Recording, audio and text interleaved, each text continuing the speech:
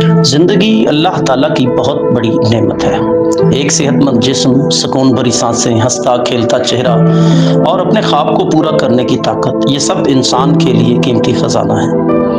انسان جب صحت مند ہوتا ہے تو وہ نہ صرف اپنے لیے بلکہ اپنے والدین، اپنے خاندان اور اپنے معاشرے کے لیے بھی امید بن جاتا ہے۔ لیکن عزیزان، افسوس، 100,000 افسوس، آج کا نوجوان آہستہ آہستہ ایسی عادتوں کی طرف بڑھ رہا ہے جو اس کی زندگی، صحت اور مستقبل کو خاموشی سے تباہ کر رہی ہیں۔ میرا مقصد اور میری مراد ویپ، جس کو ای سگریٹ کہا جاتا ہے، انہی خطرناک عادتوں میں سے ایک ہے۔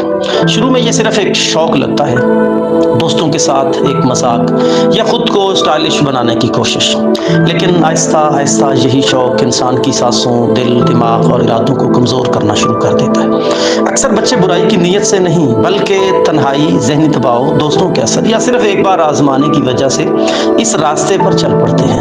پھر یہی ایک بار روز کی ضرورت بن جاتی ہے۔ ماں باپ سمجھتے ہیں کہ ان کا بچہ صرف خاموش ہو گیا، لیکن حقیقت میں وہ اندر ہی اندر نیکوٹین کی زنجیروں میں جکڑ رہا ہوتا ہے۔ والدین کو چاہیے کہ وہ صرف ڈانٹنے کے بجائے اپنے بچوں کو وقت دیں، ان کے دوست بنیں، ان کی بات سنیں، ان کے دکھ درد کو سمجھیں، کیونکہ اکثر بچے نصیحت سے نہیں محبت سے بدلتے ہیں۔ اور نوجوانوں سے صرف یہ کہنا چاہوں گا کہ تمہاری اصل طاقت تمہاری صحت، تمہارا کردار اور تمہارے خواب ہیں۔ اللہ نے زندگی ایک بار دی ہے اور اس ایک بار زندگی کی قدر کیجیے۔ زندگی دوبارہ نہیں ملتی، اور صحت کی قدر بھی اس سے پوچھیے جو آج بیمار و لاچار ایک بستر مرگ پر پڑا موت کا انتظار کر رہا ہے۔ اسی لیے میں گزارش کروں گا تمام والدین سے کہ اپنے بچوں پہ نظر رکھیں، اس کی حرکات پہ نظر رکھیں، اور خصوصاً اس کے دوستوں پر نظر رکھیں کہ اس کا اٹھنا بیٹھنا، چلنا پھرنا، دوڑنا کیسے لوگوں کے ساتھ ہے، کیسی محفل میں اٹھتا بیٹھتا ہے، اس کی عادات کہتی ہیں۔ تاکہ اگر آپ کا بچہ اسکول یا کالج میں پڑھتا ہے تو اس کا ایک بار بیگ ضرور چیک کر لیجیے کہ اس کے بیگ میں کون کون سی چیزیں موجود ہیں۔